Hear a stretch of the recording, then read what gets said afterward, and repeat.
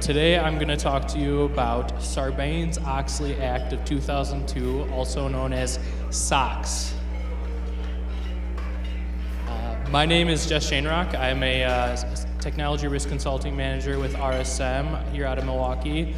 I'm also the immediate past president of our SockCon Milwaukee chapter, an information security nonprofit organization.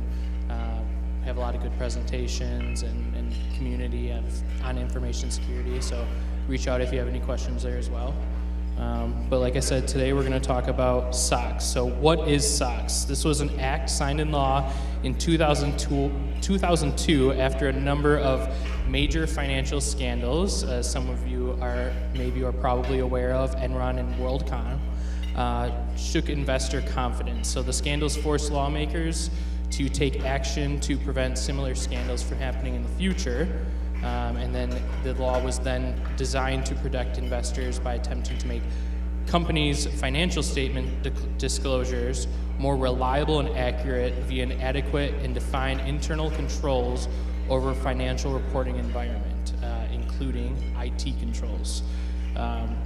So one of the major accomplishments as well was the creation of the PCAOB, or the Public Company Accounting Oversight Board, which provides that independent oversight of public accounting firms like RSM that provides audit services to public companies. So the PCAOB has issued specific principles. They have guidance for best practices over financial statement auditors, enforcing compliance with these audit standards. So as a part of that includes IT general controls, which is one of the many things I do at RSM. So figured we'd use that time to talk through what those are, what those look like, and IT general controls, right? So as a part of that internal controls over financial reporting, they dictate how technology is used in an organization through consistently implemented processes and defined policies and procedures. So that's ensuring the security of financially significant systems as a part of that internal controls or financial reporting process. So looking at those more high-risk systems. This would include the application, the operating systems or servers, databases, and any other supporting infrastructure, including physical security. Controls are defined and set by management, and typically adopted from public standards such as COSO, COBIT, or NIST. And then, like I had mentioned, so management implements these controls that are audited by an external audit firm, then reviewed by PCAOB. So these controls define how IT systems are managed, who oversees those systems, where the IT roadmap is going, how and where to conduct risk assessments, and what best practices IT projects should follow.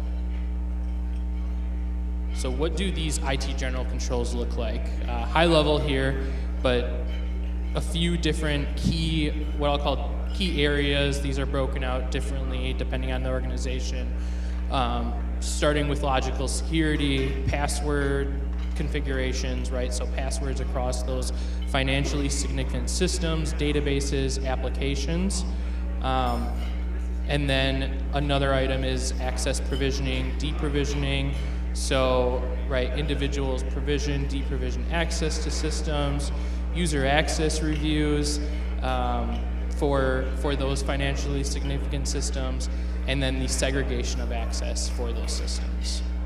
Next item is physical security. So physical access reviews, review of access appropriateness physically to locations supporting those financially significant systems. Physical access limitations. I'm sure some of us are aware of, right, physical controls in place, fingerprint readers, retina scanners, anything along those lines. And then also similar to logical access, the provisioning and deprovisioning of access to physical locations. Next domain here is around change management. So, right, your general change process for those financially significant systems, the approval, testing, implementation of changes, can even going even further as upgrades and updates to systems throughout the period of time that's reviewed. change reviews so that there's preventative detective controls, right? What's preventing a risk from occurring, and then reviewing of those changes after they had occurred for appropriateness. And then last but not least in change management, the segregation of environments. So is there a development UAT test or production environment in place for those high-risk financially significant systems? The last domain here, and there can be many other domains obviously, just these are typical areas that I see. Batch job schedulers, right? So the scheduling of data transfers between systems, those financially significant systems. I feel like I've repeated that a few times, but it's the key part here, right? Any errors that occur as a result of the processing of data across those systems and how those are fixed or remediated. Backup configurations, how these systems, applications, databases are backed up, data is backed up. Incident management, so any incidents relating to data or these systems and how it's fixed. And then disaster recovery testing, so how is a DRP, BCP tested for these financially significant systems throughout the year? So why is this, or could it potentially be important to any of you? I guess if you're a public company, you're preventing data manipulation, right? Because you have these controls in place. That's the hope. That's the plan.